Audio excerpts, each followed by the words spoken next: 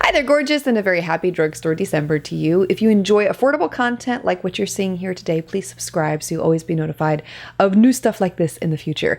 Today I'm showing you a full face of trying out some new stuff. I don't know how new these products are, but things I've never tried before. From Shop Miss A. If you're not familiar with this website, it's in a very affordable place to buy makeup. Everything is basically $1 or less per product. It's somewhere around that range. Not every product is $1, but it's a very affordable place to get makeup, and I like to review it from time to time. Let me turn my phone off here, because I've discovered so many great affordable finds there, specifically the Wonderbaked eyeshadows, and I picked another one up this time also, but this is the one that I just love. It's in the shade Regal. Oh, you cannot get it anymore. They don't sell it, but it's the most beautiful purple. It's so pigmented, and it's still one of my favorite purple eyeshadows. So we'll jump right on into the video here, and the first product I have to share with you is their Coconut Lip Mask. This can be used overnight as a treatment, or it can be used during the day as a lip balm. It's pretty thick in consistency, but it does a beautiful job of healing your lips, hydrating them, protecting them, and it's been one of my most favorite lip balms since I first discovered it when I was making this video for you. I love this stuff, and I love using it at night. I love using it during the day. It's a great lip balm all the way around. Extremely affordable. Moving on to the eyes, we'll get into that here. I picked up two different eyeshadows. The first one is from a company I've never tried before. This is called Amuse, I believe. It's a 4-color eyeshadow pan palette. No real shade here to reference for you, but that's what it looks like. And I also picked up one of the AOA Studio Wonderbaked eyeshadows, and the shade that I got this time is called Gravel. I also picked up another one just because I love the formula of these Wonderbaked eyeshadows, and the other one is called Dove. It's just a simple white shimmery eyeshadow. So if you're looking for one like this, it's fabulous. White shimmery eyeshadows are so versatile. You can use them not only on your eyes as highlight, but you can use them around the face. You can also use them on your lips. Just pop a little bit into the center of your lips, and it gives you such great dimension. Anyway, back to the eyes. So I used this little 4-pan palette to create the look that you're seeing here. I did add in a neutral brown from one of my other palettes for this look, simply because the shades in here were a little too, I just wanted some neutral brown in there, so that's why I added it. You may be picking it up on camera. What I noticed in person is that the eyeshadows were a little bit chalky, but they were pigmented. I didn't struggle with applying them on the eyes. The black was not as dark as you might expect for it to be. It was more like a light, smoky grayish kind of black, but I really appreciated that. And because of the fact that it was a lighter black, it was much easier to work with, and all the eyeshadows blended really well. I did not struggle with any part of the application that I'm showing you here. As I was creating this look, I did not like how light the gray was on my lid, so I did go back and layer it with the AOA Baked eyeshadow in the shade Gravel that I showed you earlier. Now, these Wonderbaked eyeshadows are excellent all by themselves. They don't struggle in terms of pigment. They're very easy to apply, but applying it over the top of that light gray eyeshadow, I feel like it made it pop even more. So on the day that I was testing these products out, the eyeshadow was not particularly strong. It was more muted, a more smoky kind of neutral look, which I appreciate from time to time also. So I'm not going to sit here and tell you that the eyeshadows were so pigmented that wow, so much color, because it wasn't that way, at least not with the little 4-pan palette. They were rather light in consistency, light in application, and they were not ones that, especially if you're a beginner to eyeshadow, would make you think, oh my gosh, what did I just apply on my eyes? The next product that I tried out was another one from Amuse Cosmetics, and this is their eyebrow powder. No real shade name on this one either. I want to say it was the lighter one. I'm not sure. I'm going to try to go back and reference it in the description box after I get this video put together. But the brow powder was of amazing quality. It was very pigmented, easy to apply. The color was great. It matched my hair perfectly. And while I didn't really love it all by itself, I mean, it's not a powder that I would not wear all by itself. It's one that I would more than likely want to pair up with a separate eyebrow pencil. I just wanted to show it to you here with just the powder so you could see how it applied and what it looked like. It looked very natural on the brows. And I feel like it's one of those great products if you don't like a lot of hassle, but you just want to fill in gaps. It's excellent for that. The next product that I picked up from Shop Miss A is from a brand called She Makeup, and this is their matte black eyeliner.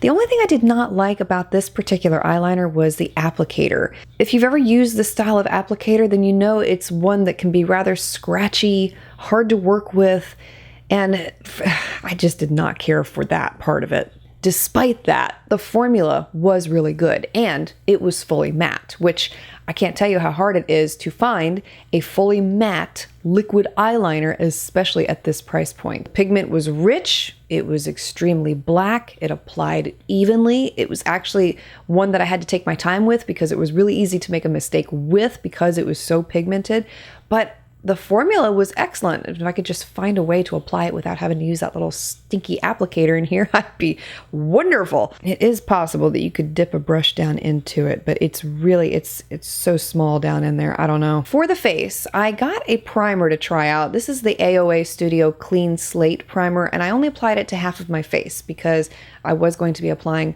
a foundation from their line, and I wanted to see how the primer would react with that foundation.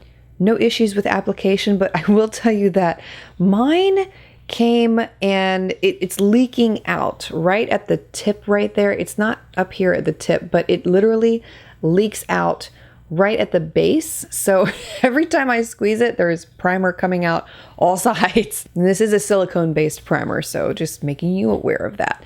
For the concealer, I picked up the AOA Studio Liquid Concealer. Was surprised to see that they had a shade that actually matched me, because that's usually unheard of at this price point. The shade that I picked up, by the way, is Porcelain, and this is part of their Paw Paw collection. Extreme pigment. Oh my goodness, look at that. It was just the very smallest amount was needed for application, and the coverage was gorgeous underneath my eyes. Really easy to blend in, no struggle whatsoever. It melted right into the skin. You couldn't detect where I had applied it, and for this price, it was really, really amazing. Now for the foundation, I picked up their Prowear foundation. This is also from the AOA Studio line, and this is a more full coverage foundation. Another one from their Paw Paw collection. And so I did not apply much because I figured, just based off of the description of it, that yeah, it was going to be really intense. And it was. It really was. So very small amount is what I used in the application that you're seeing here. But I did not struggle with any part of the application. It went onto the face really well, and you couldn't detect where I had applied it. It was very similar to a lot of the BB creams that I have come to know and love. And so right off the bat, initial impressions, I thought it was pretty good.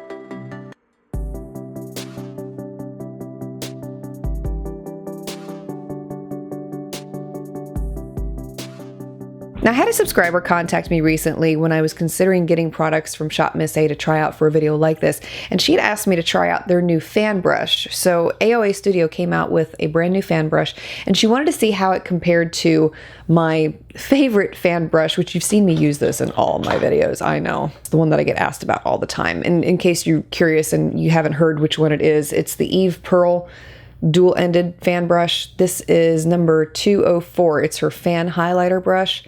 Love this. I've not been able to find one like it. I just haven't. And what I like about it is that it's so dense and it's the perfect width for applying contour, blush. It gives you such a flawless finish on the skin. It's much better than any blush brush I've ever used, and I use this side for applying powder underneath my eyes. And it's just become one of my go-to favorite brushes that I use all the time. But when you compare them side by side, you can see that they are not identical. The AOA Studio brush is much bigger.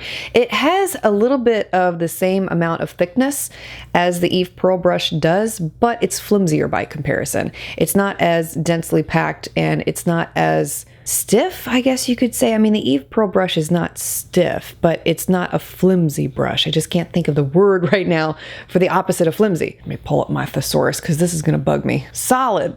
Okay, yeah, that's a good word, solid. So the AOA Studio is not as solid as the Eve Pearl brush. And you can probably see that in the side-by-side application that I'm showing you here. I'm applying just a simple contour shade with the AOA Studio brush as opposed to the Eve Pearl brush.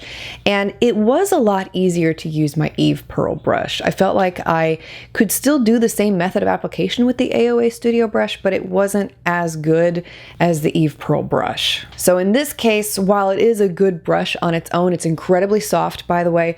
It's just a little bit flimsy brush, and it's a little bit more tedious to work with. I mean, you could still get the job done, but to answer your question, is it a dupe? No, sadly it's not. For the cheeks, I picked up this AOA Studio Hush Cream Sheer Blush, and the shade that I'm showing you here is Cupid. Great pigment with this. It reminds me a lot of the e.l.f. Putty Blush. I did not struggle at all to get the color on the skin. I felt like it was a very natural flush of color. It was really beautiful. It did not look like makeup to me. It looked like skin.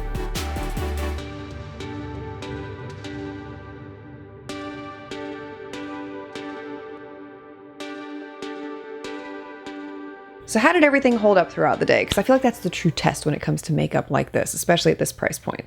On the day that I tested this, I cannot remember exactly how long I wore these because this was the day before Christmas Eve that I tested, and that was like 4 days ago. So I'm thinking it was somewhere between 9 and 10 hours, give or take. So this is what my face looked like at the end of the day. Beginning with the foundation, because that's the first thing that's blaringly obvious. On the side with the primer, it held up okay. It wasn't great. On the side without the primer, it got really, really shiny. Woo, shiny. So I would need to test this one out with a much different primer. Obviously, and by itself, it is not oily skin friendly, but that's not to say that it couldn't be made oily skin friendly paired up with the right primer. For everything else, everything looked amazing. The eyeshadow did not fade at all. It looked gorgeous at the end of the day. The brow powder, same thing, looked amazing. The matte eyeliner started to come apart a little bit on the inner corners. It wasn't as bad as some others that I have tried before, but I mean, hopefully you can see what I saw there at the end of the day on the inner corners of my eyes. So it wasn't the best, but it wasn't the worst either. The blush was still extremely strong on my cheeks, which was really nice to see, especially given the fact that the foundation did not wear that well on top of my oily skin. And the concealer, from what I remember, it wasn't terrible. It wasn't the best. And if I would have paired it up with something like the e.l.f. Under Eye Concealer, no, not the e.l.f. Under Eye Concealer. What is this stuff called? This one right here. If I had paired up the concealer with this Under Eye Primer, that's what it is, I think it could have worn really well, and it may be one that I want to experiment with a little bit more in the future. It wasn't one of those concealers that looked to be a hot mess at the end of the day, put it that way. It could use a little bit of help, but it wasn't completely terrible. I would just tell you, if you do try it out, to be careful with how much you use, because I really feel like that is a make or break with a product like this. And the brush, again, while it's a great quality brush, not a dupe for the Eve Pearl Fan Brush. You can work with it. You can do some really great application methods with it. Was it my favorite? No, but it's not to say that it wouldn't be great quality for someone who's looking for a brush like that. And the coconut lip mask. I love this stuff. If you don't like coconuts though, you won't like this because it smells an awful lot like coconuts, and that is what you smell when you are wearing it. But if you like that scent and it doesn't bother you, it's amazing as a lip treatment at night, and it's great as a lip balm during the day. So that was it for this video. If you're interested in any of the products I shared with you here today, I'll have all of them listed for you below in the description box. Let me know what your most favorite find has been from Shop Miss A. I personally still really, really love that Paw Paw set, the brush set. And if you're not familiar with it, it's a 10-piece, my brushes are in the wash right now, so I don't have any to really show you, but it's a 10-piece brush set. Looks like this. It's got a pink handle to it. It's their Paw Paw collection, and they're $1 each, so the whole set is $10, and these are still some of my most favorite eyeshadow brushes to use. They are incredibly soft, excellent all the way around. So if you're looking for some new brushes, I think you'd be most thrilled with that set in particular. But anyway, hope you enjoyed today's video. Thank you so much for being here, for taking the time to watch, and I look forward to seeing you again tomorrow for another video in Drugstore December.